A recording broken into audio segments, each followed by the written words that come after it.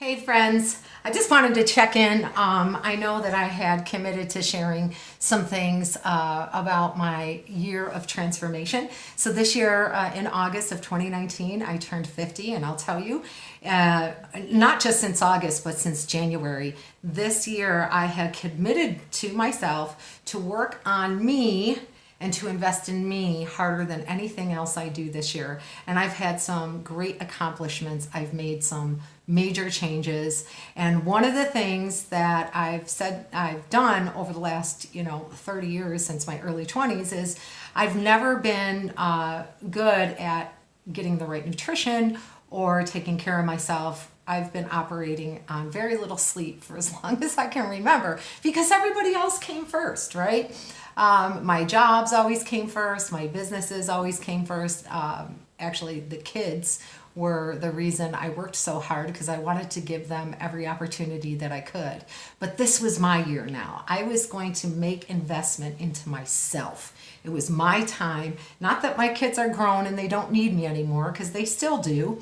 But I just said, if not now, then when? I can't wait another year. I can't commit and promise to myself that I would be taking care of me for another year. So what I learned is my shoulds, like I should exercise more, I should eat healthy, I should, have a better self-care regimen in the evening.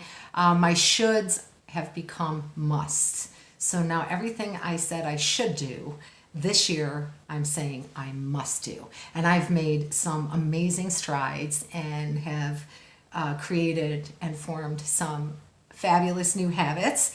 But the point of this video is to tell you that I recently hired a health and wellness coach, and her name is Maureen Kemeny. She is local here. Her business is out of Lewiston, and I met her through the Women's Business Center at Canisius College. What I love about Maureen and her coaching is, yes, she has all the health and wellness stuff. Like she's so fit and she knows how to work out and she knows how to eat, but she has a higher degree, higher ed education in psychology. And inherently, I know what I should be eating. I know that I should be working out, right? Shoulds becoming must. But she's helping me break down the barriers of my mindset and how I look at my self-care, my nutrition, and my fitness routine. So it's been 30 days since I've been working with her. And as you can see here, one of the first things she did was put me on some high water intake every day. And at first I was like, oh my gosh, this is overwhelming. But just let me take a sip. Here's what I found. So it's 30 days in, and within 2 weeks, literally 2 weeks of just taking in the water and making modifications in the way that I eat and my meals and stuff, more balanced type of meals. And I'll get into that later, but today I really want to talk about the impact that this intake of water has on me. And what she does is she really has me focus in on how I'm feeling, my anxiety levels, my stress levels, what my workload is looking like, and how I'm eating and how I'm taking care of myself. So I've been, doing a little bit of a journal, obviously tracking what I eat so she can see that I am getting the right nutrition. And the reason I did this was not really because of the scale number. It was about getting the nutrients and the self-care that I needed so that I can live the next 50 years active, healthy, and happy. Within 2 weeks of this water intake, the first thing I noticed, like the very first thing was, wow, I have so much clarity. Like before, I'd get so overwhelmed with everything I needed to do. I'd have task lists all over. I mean, it was just like somebody opened the curtain for me, and I was able now to really focus in on things, organize myself in a way that works for me, and I gained a ton of clarity. So it's been 30 days. Like I said, I wasn't really interested in the number on the scale right now. Don't get me wrong. I'm looking to drop 20 pounds, but initially I just wanted to make sure that I was eating right.